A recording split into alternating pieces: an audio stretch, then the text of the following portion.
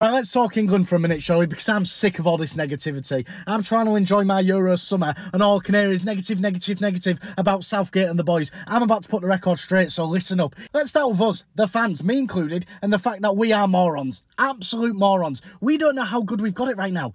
But I do, because I've lived through it. I've lived through the years of hurt. In 2008, we didn't even qualify for the Euros. Can you imagine that? I had to live through that, yeah? I went to Spain with my parents on holiday. I had to watch Spain tiki-taka the bollocks out the football and win the bastard thing. We were nowhere to be seen. Top the group, was undefeated. We only conceded one goal and it was a decent finish. We haven't looked like conceding at all anymore. We're hard to beat. That's the thing, we're hard to beat. People need to get a grip. Yeah, people grow into the tournament. That's how you win tournaments, yeah? I would rather 1-0 our way to the final. I don't give a f*** if it's the worst football I've ever watched with these eyes. If we win the thing playing 1-0 football, take my money, Gareth. Give him a knighthood. Give him the keys to the country. I get it. Performances haven't been good enough and it's been boring to watch. But I'll tell you who else was boring to watch. Greece in 2004, Portugal in 2016. They went on a wonderful half of you lot out there was saying, oh, we need Trent in the middle, we need Trent in the middle. Southgate listened to that, he's put Trent in the middle, it's experimented, it's not worked, right? So he's changed it.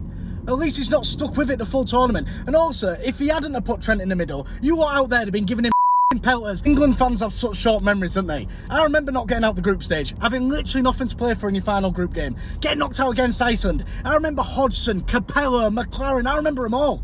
Yeah, I'll tell you what you don't remember though, the semi-final and final that Gareth provided us. I'll tell you what annoys me most about England fans, again, I hold my hands up, me included.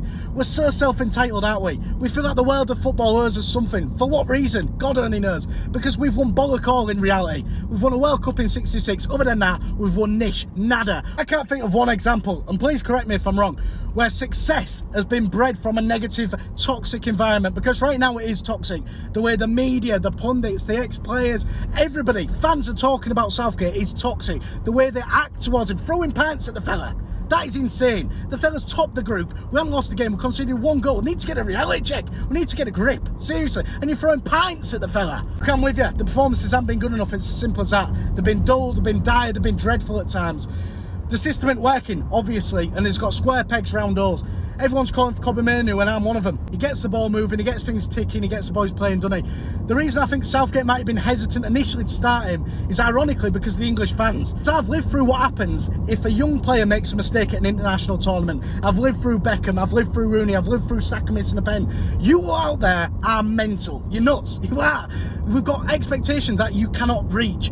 You either be an absolute hero and win the Euros single-handedly, or you are a villain. I've lived through it, I've seen it. The dog's abuse Saka and the boys got from having the bollocks to stand up but miss a pen is insane. So if Kobbie Mainoo starts and he makes an error that leads to a goal that gets us kicked out of the tournament, I feel sorry for that boy, because you lot would crucify him. I personally think Gareth was trying to protect him.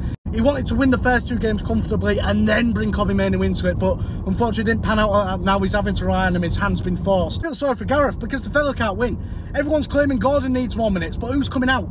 It'd have to be Foden, wouldn't it? Because you can't play Bellingham, Rice and Foden as a free. Rice is not good enough to play the number 6. I agree with Gary Neville. He's more of a number 8. That's why you need Kobbie Mainoo. So who's dropping out? Who's dropping out for Gordon? You're not taking Phil Foden out your team because he's got that moment of magic. You're not taking him out your team regardless. So he's going to have to play on the left, unfortunately. And if you brought Foden out and brought Gordon in, what do you think would happen? There would be a man-on all across Germany for Gareth Southgate's bollocks. Literally, a reward for Gareth Southgate's bollocks. The best teams grind out results, grow into tournaments, and that is exactly what we are going to do. So I'm pleading with you all, stop being so mad.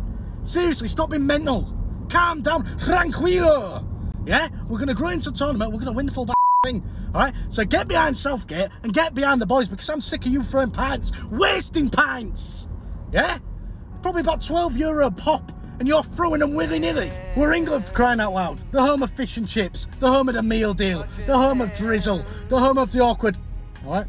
The home of the flashing someone if there's a speed camera, the home of Laura Woods, the home of Gary Neville, the home of Attenborough, the home of Eddie Hearn, the home of Knowles in a mad bastard, the home of Hardy Skeezer, and most importantly, the home of football, and that is just where it's coming.